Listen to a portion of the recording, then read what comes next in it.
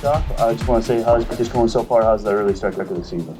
It's been good so far. Being in that dome has been really beneficial to us. We practice in the field house all of winter, and so we don't really get to see a field until first game day, which is coming up. But it's been nice to be in there for a little over a month now. Getting those fly balls and be able to set up a whole field has been really beneficial to this team, I think.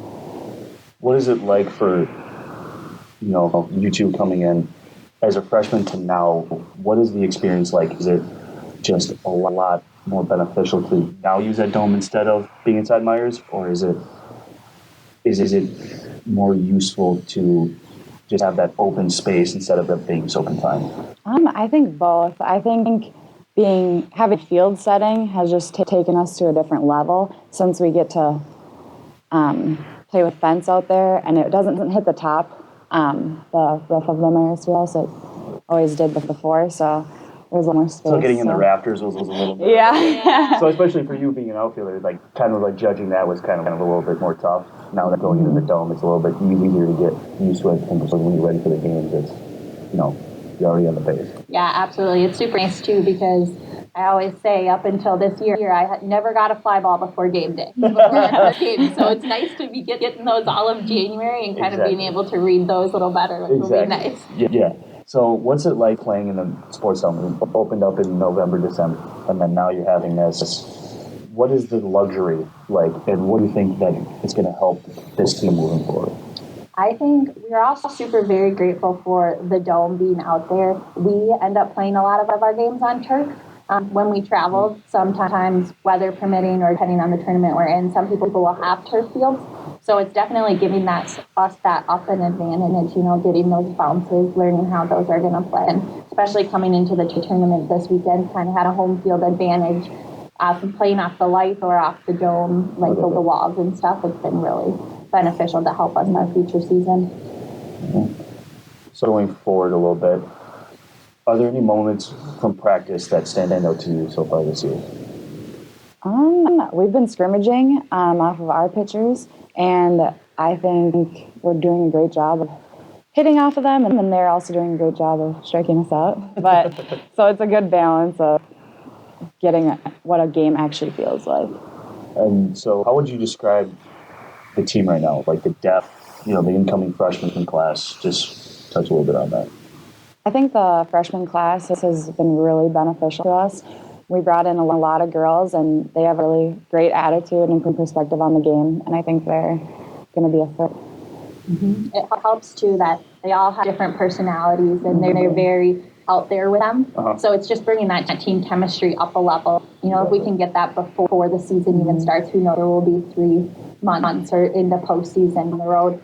Would you say when they first came in, they meshed just really well? The chemistry was there right away from all of you, especially being the upperclassmen that you two both are, you being the only seniors here. Is that a little scary a little bit?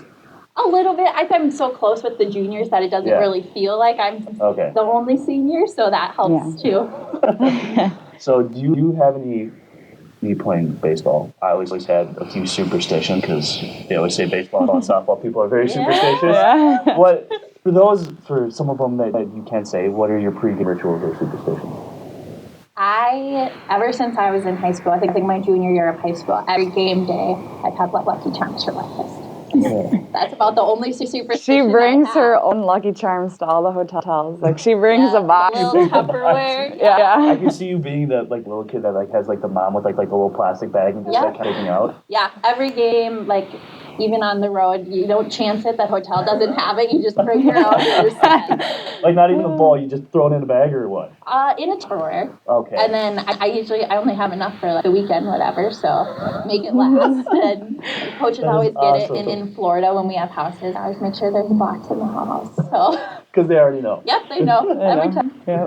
What about you? My superstition is I have to wear the same hairstyle every game up until we lose, and then I gotta switch it up. So it could be in a braid. It's gotta be in a braid the whole time, and then I'll have to switch it into something else the next time. She was even talking earlier this year. She's like, I got a good one right away. Yeah. Yeah, because once you go 0 for 4, that goes right up the window. Yep. And I know how that goes. once you go 0 for 4, everything's just like, you got to find something. So, what, you two being from the Metro, what made you decide to come to Minnesota State? I personally think it had a lot to do with the coaches. They just connected with me on a personal and softball level. I knew that they were just the right coaches for me when I met them. I kind of came here on my visit and stuff. Same thing. The coaches are very connected with us and like to know our life outside of softball. They're very determined to have us go out, not just as a student athlete, but with a degree and making sure we're up on our classes, which I really enjoyed. And also on the academic side and social side, you guys being from the Metro know what Apple Valley's like. Yeah. And I feel like Mankato's kind of that Apple Valley. You know, it's not just a school in a city. There's stuff to do around. There's stores and all that stuff. So that kind of drew me into. So you say that they have your best interest and your personalities kind of mixed with them, which is why. Yeah, absolutely. Coach Meyer really preaches about coming out as strong, independent women, and she really preaches that and makes sure that we are the best version of ourselves when we leave. I think that's very important. Yeah, and they always have an open door to their office. You know, if you're struggling with school or just want to talk. Coach Wilbocott loves when we just go in and talk. She has a candy jar in her office that I hit up all the time. You and me both. You have that, not the sweet tooth, but the sugar tooth. Which is how did you know that? I'm the same thing. I live in college town, and they have like a little bowl. So I'll go in there, shoot pool, and I'll just literally just raid the candy jar. I bring a candy bag to every game in my bag. It's a Swedish fish bag, like a pattern on the outside. Okay, yep. Pixies Pix. Pixies Pix? Yeah. I don't think I've had one of those in years. Yeah, every game. Because now that you have weekends, games on Wednesdays, and then you'll travel Friday, Saturday, and Sunday. Is it super important to have like lists for you guys to know, or excuse me, for you ladies, for you to just kind of know and just make sure that you're on top of everything, especially when you're on the road and it's kind of hard to open up a laptop, sit down. Yeah, and something beneficial for us is our professors really work with us well because of the alumni in the past that have been on the softball team have really led us down a road that everybody, for the most part, our professors trust us and usually help us when we need it. It's hard to get into that season. You know, my sophomore year, I think it was, we played one weekend at home, which is not part of the schedule, but all the weather and other circumstances forced us on the road a lot. So having that open communication with your professors, being that every week something could change. Yeah. Like you think you're going to be there for a test on Wednesday, but a game got moved to Wednesday because of rain. Yeah. So kind of having that open communication with them. And yes, like before she said, the alumni putting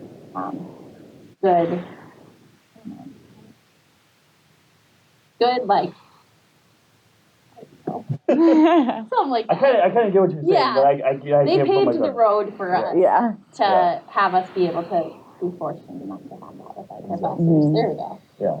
So they kind of like set the ground and the standard. There you go. Yeah. Okay. So now I get that. So being, athletes, you look up many different sports. It doesn't have to necessarily, be, one set person from that sport that you play. Who were some of the athletes that you looked up to growing up? Professional athlete for me is Joe Mauer. I have been a Twins fan my whole entire life, and I just really liked how, I know this is a controversial baseball topic, but he didn't hit for home runs. He really hit for average and for the team. And I've always looked up to that because I haven't always been the biggest power hitter. I hit those base hits, and I just always really liked that about him. Growing up watching Joe Mauer, you always kind of got that reading. Did you go to his retirement game? You did? You went to that too? I want him to be in the Baseball Hall of Fame. I'm like on the road for Joe Mauer. Like, if you did go, would you try to fly out? So my dad and I have actually a bet with our family that if he goes, that me, him, and his cousin are all going to Cooperstown. Yeah. That'd be cool. I kind of backing off that more so much the Twins as a team. Okay. I kind of pick and choose every year when I was little what athlete I was going to root for, but kind of just seeing the grit and intensity of athletes in all sports kind of drew me in. Like seeing their videos of how they worked, like in the weight room and practice more so than the games, kind of gave me that fire and energy to keep going through my career. One of my favorite things was always growing up was, when you're picking up, was it baseball, softball, turn around, fading away, yelling Kobe. Yeah. That was one of the best things. Is like now I hear kids walking by and they go, "Oh, Curry." I'm like, it doesn't have that ring. It doesn't have that ring to it. I'm like, it just doesn't work like that. But I just like, in honor of Kobe's passing or whatever. I just like, it was one of those things like Kobe was always a part of baseball in some aspect. Yeah. It wasn't even Jordan. Yeah, exactly. We have that Mamba mentality this season. Exactly. So on top of it, this question is more towards you. How is the outfield kind of shaping up this year? What is that exactly going to look like, and what can Maverick fans expect? It's looking good in the outfield. We have a lot, like we said, the freshmen are very athletic and agile, so we have a lot of faces out there all the time. And so switching it up. Switching it up. Not necessarily every game, but always having those fresh faces and seeing who is going to bring it that day. It also helps with them being so athletic that there's multiple opportunities. So our coaches have talked about what side of the game are we playing at a particular time. Are we playing the offensive side or the defensive side? Kind of determines how our field's going to look and stuff. But it should be good. I think we have a lot of options and different ways we can go about setting up that field. Yeah, that makes a lot of sense. And for you being the first baseman, how does that infield looking right now? It's looking good. You're definitely going to see familiar faces and new faces. I think that we have really good depth in the infield. There's a lot of people that can play multiple positions. They're not just pigeonholed to one position. There's a lot of people moving around doing different things. So how excited are you guys, you ladies, for the season to start up this weekend with open tournament right now? I'm just excited to play in the Dome. I think having the advantage of an open weekend at home is really cool. And I love that we're playing people in our region. That's really helpful to our strength of schedule. Does playing teams in your region help you in the long term when it comes playoff time? Because you are always in at least the top three, always up there, always looking to compete for that NSIC division title. Playing them, and then once you get to the playoffs, you're like, okay, I remember kind of like sort of like this, and how they play it this way. Does that help you when it comes playoff time? Yeah, absolutely, and it helps having that strong schedule, building up to the postseason where it really matters. Having that intensity and grit the whole season of playing a tough team every time really helps you prepare for that conference tournament and then postseason after that. Yeah. So what is it like knowing that you're going to be starting your season at home for the first time, probably in quite some time? I just got chills again. We were talking about it this weekend. We were texting back and forth just how excited we were. And, you don't get softball in February too much in Minnesota. Yeah. So to start it off here, and usually we're in St. Cloud, so it'll be nice to have that home field. We got the fence set up yesterday for practice, which is really nice to see. It's fully enclosed, which makes it feel more game-like. Sometimes you get into the domes and you have those collapsible little fences in the outfield, and sometimes the lines trip you up with what's painted there from previous sports. So it'll be really cool, kind of that live feeling. The orange little fences or the white ones? The ones that are like 3 feet tall, and like if you go too far, you're like, up to your waist. I've fallen over numerous times. Yeah. What about you? What's your take on that? Oh, I'm super excited to play in the Dome, and I think that it's really giving us an advantage that we don't have to be traveling already at this time. We get to play at home. Yeah. So spring break's just around the corner. Your season's about to start up. What is going to be the trip that is going to define this season for you guys? I think Florida. I think Florida, we always go down there, and, that's a long stretch. 10 games. Yeah. I was not expecting that answer. Yep. 20 days, 8 days. Yep. 10 games in 8 days. Yep, so it's 5 days of playing.